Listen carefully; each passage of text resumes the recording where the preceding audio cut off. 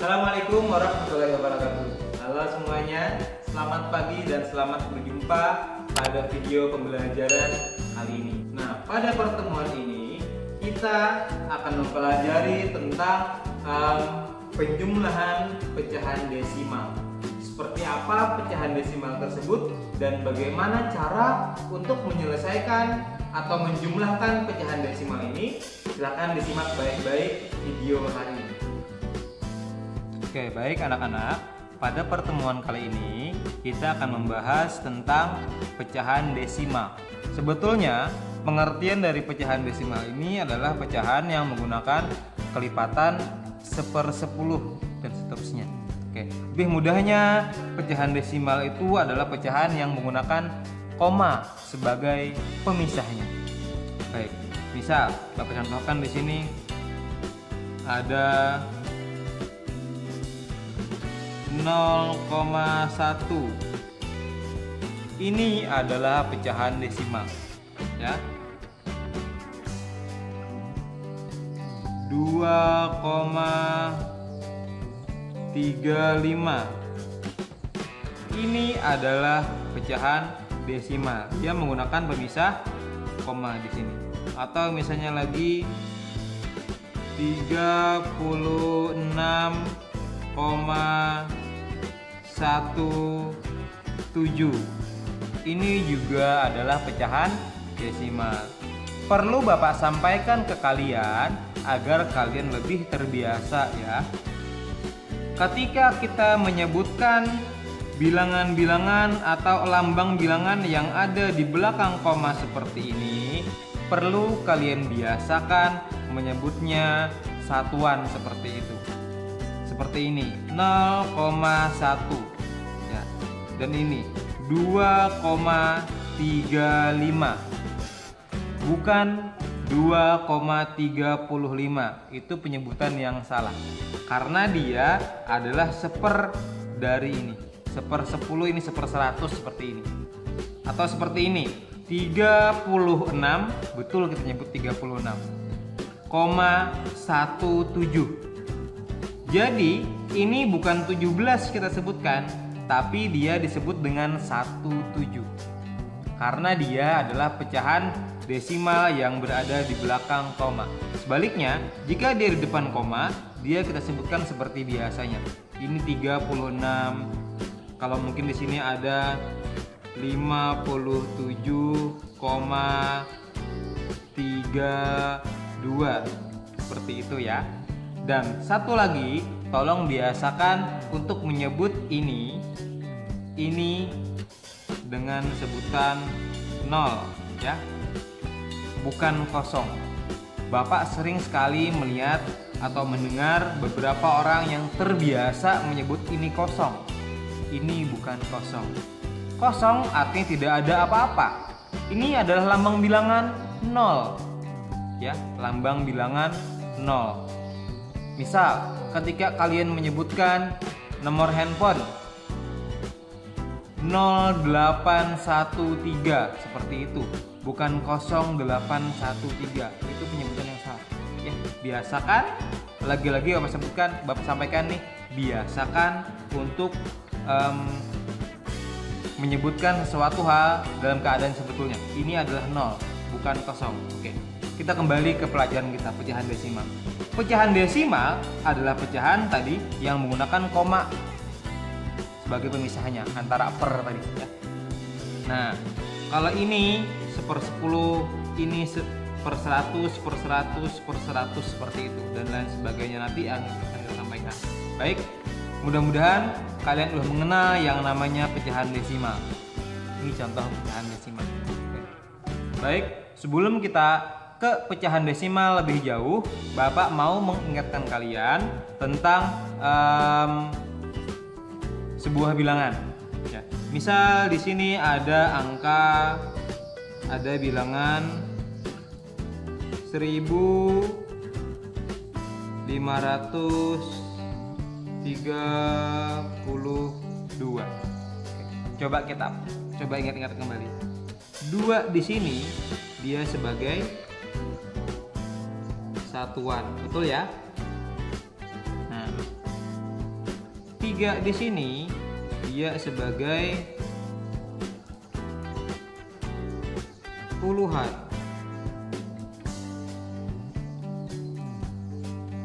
5 di sini dia sebagai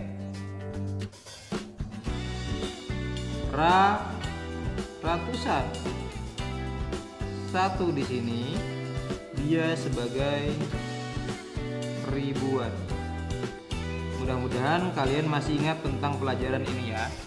Di sini adalah satuan, yaitu 2 satuan, 3 puluhan, 5 ratusan, 1 ribuan. Sehingga dia adalah 1532. Nah, kenapa Bapak menjelaskan seperti ini? Karena ini ada hubungannya dengan pecahan desimal. Jika misalnya yang ini Bapak tulis seperti ini,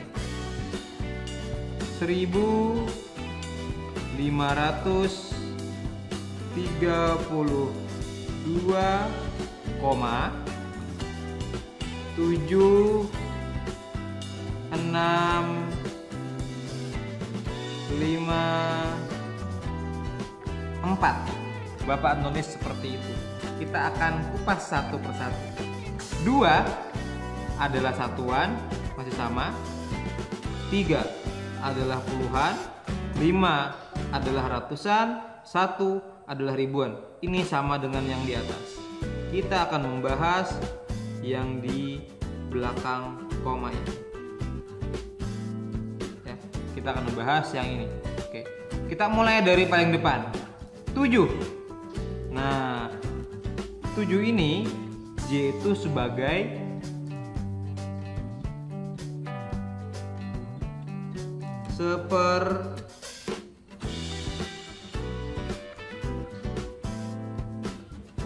seperpuluhan, ya, 1/10 dia.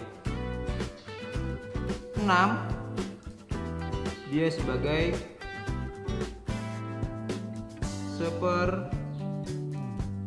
ratusan. 5 dia sebagai ribuan, dan 4 dia di atasnya lagi sebagai 10.000-an. Seperti itu ya, Nak. Nah, di sini tidak ada sepersatuan, ya. Dia mulai dari seperpuluhan, ratusan, ribuan, dan 10.000-an. Oke. Dari sini kalian jelas ya tentang kepangkatan ini. Ini adalah satuan, sepersatuan tidak ada. Ini puluhan, seperpuluhan, 1/10, ratusan, 1/100, ribuan, 1/1000, dan 1/10.000-an. Nah, baik. Berikutnya kita akan membahas tentang penjumlahan pecahan desimal. Nah, baik. Kita akan mencoba untuk menjumlahkan pecahan desimal. Bapak ambil contoh ya. Misal di sini ada bilangan desimal 32,45. Dia minta tambahkan dengan 17,62. Nah, seperti apa penjumlahannya? Baik. Ini kita akan menggunakan penjumlahan bersusun ke bawah. 32,45 ditambah dengan 17,62. Yang perlu kita ingat baik-baik adalah ketika menjumlahkan pecahan desimal, koma harus kamu letakkan sejajar, ya. Koma harus kamu letakkan dengan sejajar. Itu aja intinya. Selebihnya kamu dapat menjumlahkannya seperti biasa. 5 ditambah 2 adalah 7, 4 ditambah 6 adalah 10, tulis 0 ya. Biasa naik 1 di atas, simpan. 2 ditambah 1 tambah 2 3, 3 tambah 7 sama dengan 10. Oke.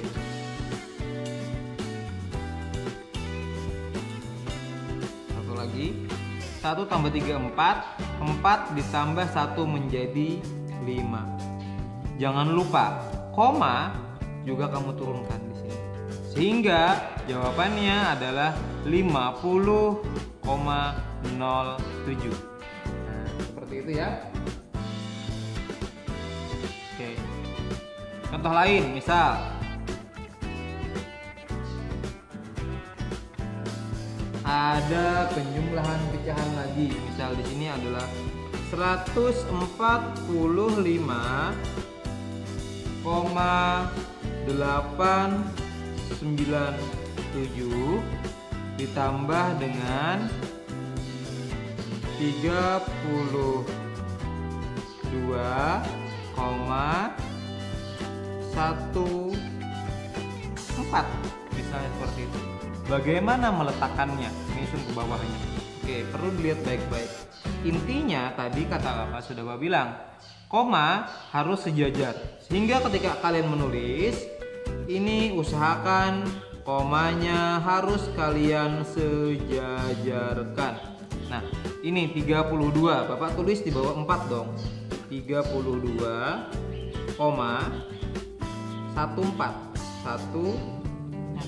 Seperti itu dong harusnya. Ya. Oke. Lalu ketika komanya sudah sejajar, maka tinggal kita jumlahkan seperti biasanya. 7 turun ke bawah karena tidak ada. 9 ditambah 4 itu 13. Simpan 1 ya. 8 1 tambah 8 jadi 9 tambah 1 jadi 10. Oke. 5 jadi 6. 6 tambah 2 8. 4 tambah 3 7. Satunya diturunkan. Jangan lupa komanya kamu sejajarkan. Sehingga jawabannya adalah 178,037.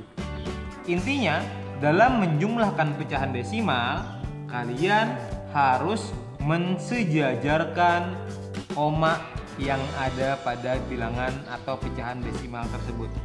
Setelah itu kalian menyelesaikannya seperti biasa dalam menjumlahkan pecahan, ya, dalam menjumlahkan bilangan seperti biasa. Itu aja yang harus kalian ikuti baik-baik, harus kalian ikutkan baik.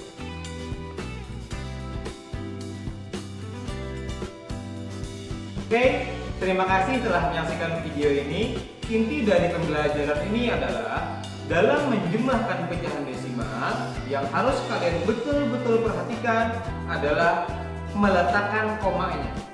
Yaitu ketika kamu menjumlahkan pecahan desimal, letak koma harus sejajar.